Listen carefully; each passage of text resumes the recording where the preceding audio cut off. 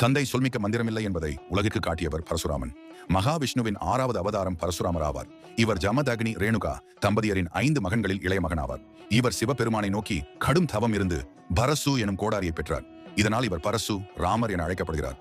ரேணுகை தனது அன்பு மற்றும் புனிதத்தால் கணவனின் தபஸுக்கு துணை புரிந்தவள்.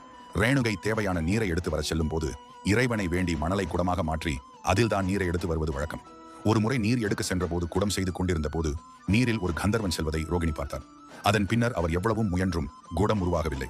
அதிக நேரமாகியும் நீர் எடுத்துக் கொண்டு வராத ரேணுகா ஒரு ஆண் மகனை ஏறிட்டு பார்த்தார் என அறிந்த ஜமதக்னி தன் பிள்ளைகளை அழைத்து தாயின் தலையை வெட்டிவிடுங்கள் என்றார். ஆனால் பரசுராமனின் சகோதரர்கள் தாயை கொல்வதா என தயக்கம் காட்டினர்.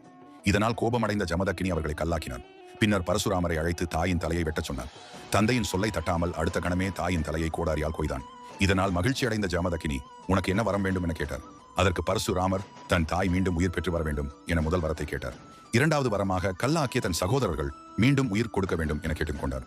பரசுராமன் கேட்ட வரத்தை கொடுத்து பெருமை அடைந்தார்.